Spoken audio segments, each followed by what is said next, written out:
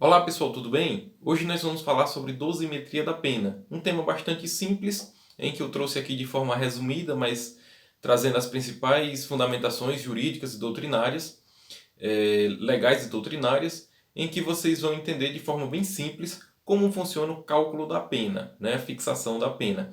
É importante vocês terem em mente que eu vou trazer aqui todos os artigos, os principais artigos, mas não vou ler esses artigos por inteiro. Então vocês pausam o vídeo aí e vão lendo e estudando pausadamente para que o vídeo não fique extenso, não fique aí chato e fique muito cansativo.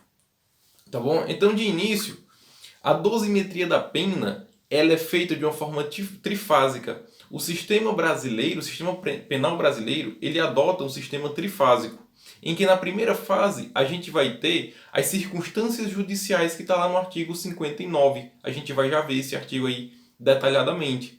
A segunda fase traz as agravantes e as atenuantes. Né? Ao final a gente vai ver aí uma jurisprudência do STJ muito importante para a gente entender como é aplicado essas agravantes e atenuantes na pena do condenado. E na terceira fase a gente tem as causas de aumento e de diminuição da pena, que é a fase mais simples porque o próprio legislador já traz aí um limite em que o juiz deve trabalhar. Então, de início, a gente tem a primeira fase, elencado aí, na verdade, as três fases, elencada aí detalhadamente no artigo 68 do Código Penal. A pena base será fixada atendendo-se ao critério do artigo 59 deste Código. Então, a primeira coisa que o juiz vai fazer é fixar a pena base. Então, de acordo com o artigo 59. Na segunda fase, o legislador diz em seguida, serão consideradas circunstâncias atenuantes e agravantes. Então, a segunda fase é exatamente a aplicação aí das atenuantes e agravantes. Aqui o juiz não diz quanto deve ser aumentado ou diminuído da pena, quanto vai refletir, né, na pena base já aplicada na primeira fase, essa atenuante ou essa agravante. E por último, né, na terceira fase, as causas de aumento e de diminuição da pena. Aqui também o legislador ele não diz exatamente quanto deve aumentar ou quanto deve diminuir. Ele traz uma margem, ele traz um paradigma, né? Ele traz o intervalo em que o juiz vai trabalhar. Na terceira fase sempre são frações, né? De um terço até metade, né? De um sexto a um terço. Então o legislador vai trazer dessa forma. Então em todas as fases fica a critério do juiz aí utilizar o seu livre convencimento fundamentado. O parágrafo único do artigo 68 diz o seguinte: no concurso das causas de aumento ou de diminuição prevista na parte especial, pode o juiz limitar-se a um só aumento ou a uma só diminuição, prevalecendo, todavia, a causa que mais aumente ou diminui. Então, se houver aí mais de um aumento, mais de uma diminuição, ele pode utilizar apenas um, sempre utilizando o maior deles. Na primeira fase ainda, a gente tem circunstâncias judiciais, né? Está aí no artigo 59. Eu grifei aqui, né, as palavras que importam para a gente. São 8 palavras que compõem essas circunstâncias judiciais.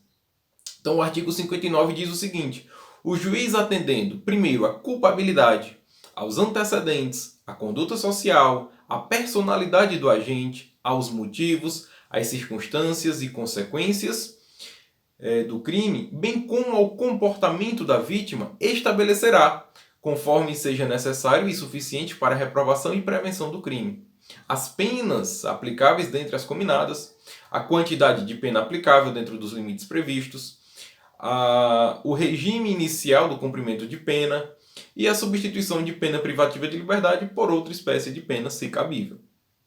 Aí em cima eu coloquei o seguinte, que a pena base é igual a pena abstrata mais o artigo 59. Então, o que é pena abstrata? Pena abstrata é aquela pena que está lá na tipificação do crime, como, por exemplo, o homicídio. O homicídio é de 6 a 20 anos. Isso é a pena abstrata do homicídio. Então, utilizando essa pena abstrata, utilizando o artigo 59, aí o juiz vai ver esses 8 itens aí, culpabilidade, antecedente, conduta social, motivo, circunstâncias, ele vai aplicar essa pena base.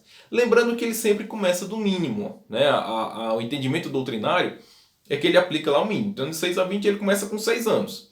Se eventualmente, por conta da culpabilidade, dos antecedentes, ele verifica que deve aumentar essa pena, e aí ele vai aumentando, podendo chegar até o máximo da pena. Um detalhe importante é que personalidade, a doutrina entende que é um quesito técnico. Então o juiz ele não pode, pelo livre convencimento dele, entender que aquela pessoa tem uma personalidade criminosa, né? Que ele é um criminoso contumaz, que ele tem tendências criminosas, que ele tem uma personalidade aí reprovável. Ele não pode fazer isso. Personalidade é um quesito técnico. Então, quem pode dizer que aquela pessoa é perigosa ou não, que ela é psicopata ou não, é um técnico, um psicólogo ou um psiquiatra, certo? Os demais circunstâncias, sim, aí o juiz pode verificar a conduta social de acordo com o seu livre convencimento, né? E com o que se for colhido lá nos autos. Ainda falando da primeira fase, nós temos aqui o exemplo do homicídio simples e do homicídio qualificado. O artigo 121 diz que matar alguém incorre em pena de reclusão de 6 a 20 anos. Né? E aí a gente tem o homicídio qualificado, que traz uma pena abstrata de 12 a 30 anos. Então veja, aqui não são penas base, aqui são penas abstratas. Então, depois que eu sei qual a pena abstrata, qual o limite que o juiz pode trabalhar, é que ele vai ver aí as circunstâncias judiciais do artigo 59. Então, ele vai trabalhar dentro desse limite de acordo com a pena abstrata. No STJ, a gente tem a súmula 444, que diz o seguinte: é vedada a utilização de inquéritos policiais e ações penais em curso para agravar a pena base. Então, o juiz ele não pode se utilizar de inquérito policial, diz, o cara já tem 5 inquéritos, o cara já tem a ficha corrida dele, informa que ele tem diversos inquéritos, né, inclusive do mesmo crime, ele não pode utilizar isso para agravar a pena, bem como as ações também que estão em curso, né, porque ele não foi ainda condenado, ele não tem ainda um processo, uma condenação transitada em julgado, então o juiz ele não pode se utilizar disso, né, para agravar a pena base.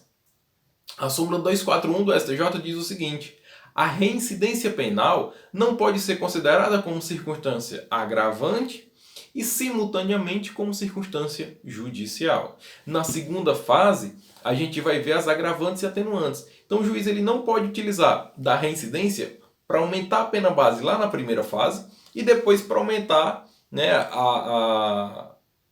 para aplicar a pena base na primeira fase e depois para aumentar essa pena base na segunda fase. Ele não pode utilizar 2 vezes a reincidência, senão ele incorreria em bis in idem. E aqui a gente tem agora a segunda fase, em que a gente vai ter as agravantes e as atenuantes. O primeiro detalhe importante é que as agravantes são um rol taxativo. Está lá no artigo 61 e 62.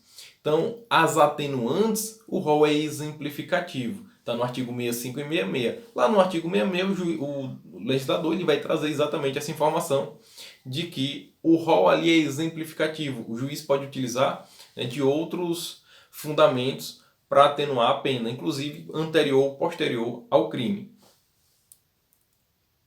O artigo 61, eu não vou ler todo, mas eu vou pegar aqui um exemplo. Ele diz o seguinte: são circunstâncias que sempre agravam a pena quando não constituem ou qualificam o crime. Muito cuidado com essa segunda parte aí do caput. Quando não constituem ou qualificam o crime. Por que muito cuidado? Porque eu posso ter, a exemplo do homicídio, a ocultação, matar alguém para ocultar um outro crime, né? Para garantir o resultado de outro crime. Isso é uma qualificadora do homicídio. Então eu não posso usar essa qualificadora lá do parágrafo 2º do artigo 121, ela já qualifica o crime de homicídio. Então não posso usar aquela mesma qualificadora como agravante, né? Para aumentar aqui a pena como agravante. Aqui a gente tem o inciso 2º, a linha B, né? Vai incorrer aí como agravante para facilitar ou assegurar a execução, a ocultação, a impunidade ou a vantagem de outro crime. Então eu não posso utilizar isso se na tipificação penal o legislador já trouxe isso como uma qualificadora, porque seria bis idem, certo? Então aí a gente tem um rol de agravantes, né? São circunstâncias que sempre agravam o crime. Lembrando que esse rol ele é taxativo, né? Se não se encaixar em nenhum desses incisos, né, nenhuma dessas alíneas, a gente não vai ter agravante. Então eu tenho aí traição, emboscada, se for contra ascendente, descendente, irmão, cônjuge, se for com abuso de autoridade, se for contra criança ou maior de 60 anos, a gente tem aqui uma diversidade de agravantes, né? O artigo 62 também traz: a pena será ainda agravada em relação ao agente que promove ou organiza cooperação no crime ou dirige a atividade dos demais agentes, né? Coage ou induz outro em execução material do crime. Então a gente tem no artigo 61 e 62, leiam detalhadamente, pausem o vídeo, né, as circunstâncias que sempre agravam a pena, desde que isso já não seja uma qualificadora, né, do próprio crime. E o artigo 65 a gente tem as circunstâncias que sempre atenuam a pena. Lembrando mais uma vez que aqui o rol é exemplificativo, né? O inciso 1 diz o seguinte: seu agente menor de 21 anos, na data do fato, então quando ele comete o crime, ele é menor de 21 anos, ainda não, né, teve o aniversário dele de 21 anos. Ou na data da sentença, ele é maior de 70 anos, né? Ocorre aqui a aplicação da senilidade. Então, se ele é menor de 21 na data do fato ou maior de 70 na data da sentença, ocorre aí uma circunstância atenuante da pena. Tem outras situações em que ele desconhece a lei, ter o agente cometido por motivo relevante, valor social ou moral. E aqui, um detalhe importante, eu trouxe aqui uma jurisprudência, essa jurisprudência do STJ, que diz o seguinte. Eu vou ler aqui só a parte que eu destaquei. Apesar de a lei penal não fixar parâmetro específico para aumento na segunda fase da dosimetria da pena, o magistrado deve se pautar pelo princípio da razoabilidade, não podendo das circunstâncias agravantes maior expressão quantitativa que as próprias causas de aumento, que variam de 1/6 a 2/3. O que é que o legislador, o que é que o juiz aqui, o desembargador, o ministro, melhor dizendo, ele quis dizer com essa redação? O legislador ele não traz quanto deve atenuar a pena e nem quanto deve aumentar a pena com agravante, quanto deve agravar a pena aqui na segunda fase da dosimetria da pena. Então, isso fica a critério do juiz. No entanto, o STJ entende que o juiz ele não pode dar, não seria razoável ele dar um agravante, ele, ao aplicar um agravante, ele dá um aumento de pena maior do que o próprio aumento da pena trazido pelo juiz. Então seria muito desarrazoado, né?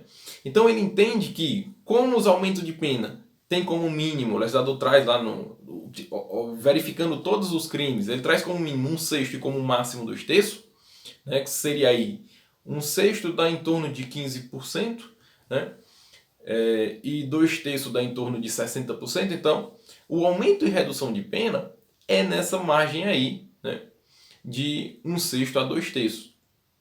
Então, não seria razoável o juiz dar a agravante um peso maior do que o legislador trouxe para os casos de aumento de pena. Então, é utilizado aí 1/6 como padrão para aplicar as agravantes. Na terceira fase, que é bem mais simples, porque o legislador ele já traz a margem, ele já traz o paradigma, a gente tem, eu trouxe como exemplo aqui o crime de roubo, né, lá no artigo 157. Então, a terceira fase ela é composta pelas causas de aumento e diminuição de pena. No caso do 157, a gente tem aumento de pena, né, parágrafo 2º. A pena aumenta-se de 1/3 até metade, ou seja, 1/3 vai dar em torno de 33,33%, até 50%, até metade. Então, vai ser aumentado aí de 33% até 50%. Se o agente mantém a vítima em seu poder, restringindo sua liberdade. A gente tem aqui o exemplo do sequestro relâmpago, né? Então, o próprio legislador ele já traz quanto será esse aumento da pena. Ele não traz exatamente o valor, mas ele traz uma margem, né, de 1/3 até metade.